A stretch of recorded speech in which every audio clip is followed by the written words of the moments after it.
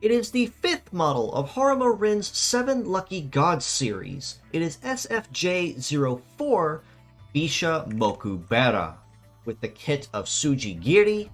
Pile, High Blow, Tank Legs, and the leg ability of Hidden, which grants additional head uses for every heavy slot on the leg that goes unfilled. Now, as another model of Horuma Rin's legendary series, needless to say, this goes without saying, it is going to be a very powerful model and a very nasty one right out of the box. So expect a lot of very powerful skills and a very dangerous potential when seen on the battlefield. And as such, just seeing a skill like Tsujigiri already puts it in the front line that this model, compared to previous ones, definitely means business the moment the fight starts.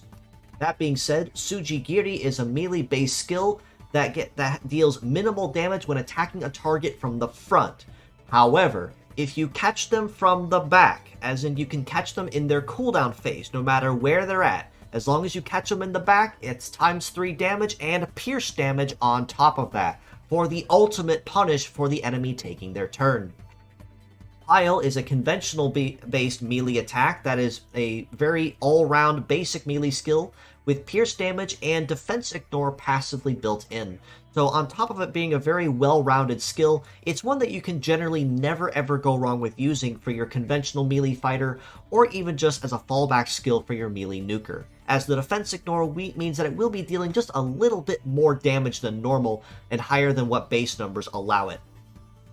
High Blow is another conventional melee skill with an added bonus that upon attacking the target, it will also grant a stack of Conceal to yourself, meaning that for one turn your evasion will, or until you're attacked, your evasion will go up and you will negate pierce damage or AoE damage for one blow. Now this can usually be very good for you or very bad for you depending on how powerful the attack is, but usually negating all the damage to one particular part is a lot better than taking it across multiple. Tank Legs also means that while Bishamokubera won't be the fastest on the field, it's definitely packing the defense and the damage reduction, and that is certainly no exception in this case. Naturally, it will have very average terrain compatibility across the board at a flat B rank, so no benefits nor detriments, but it's definitely one of the higher tier Tank Legs compared to what we've seen thus far. And even if I tend to grade Tank Legs poorly, I would mark this one as a very special exception to that rule, as someone who can take it very well and actually spin it to his advantage. In this case, in terms of armor, he's definitely packing a very healthy pool as well, at just shy of 5,100 there for the head, about 3,750 per arm, and about 4,900, just barely shy of 5k there for the legs as well. With a mobility of 888, this is absolutely on the higher end of where Tank Legs normally are, and that already will put him in a very, very good light, as Tank Legs not only get a passive 30% damage reduction that is stackable, but he also will have the speed to back that up with it, which kind of counters one of the really big detriments of Tank Legs. In addition to having high armor, he also has equally high damage reduction at his melee and his shoot resist at 2016 each. This means that on top of the 30% damage reduction he gets passively, just for his legs being tank-based, he is going to have an exceptionally easy time reducing as much damage as possible, almost to the point that even your most powerful skill may be nothing more than a love tap, unless you're really putting your all into that one. Pair High Blow skill with that on top of that, and he is absolutely going to be reducing damage and keeping his health as high as possible no matter how hard you hit him.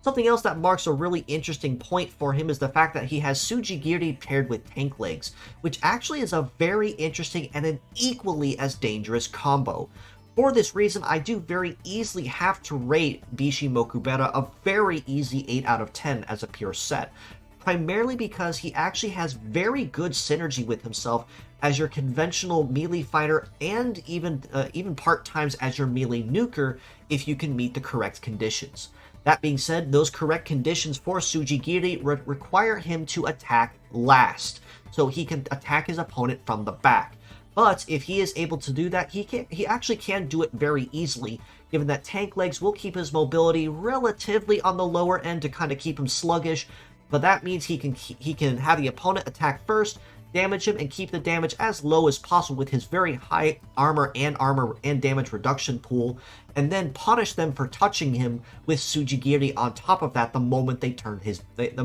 their back. And if they choose not to use Tsujigiri, Pile and High Blow also are very good skills that also equally synergize very well with his kit.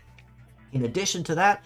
even though he only is packing 2 heavy slots of his 3, the hidden leg ability also actually gives him a third one, meaning instead of having 5 uses of Tsujigiri, he will actually have 6 if you use him as a pure set.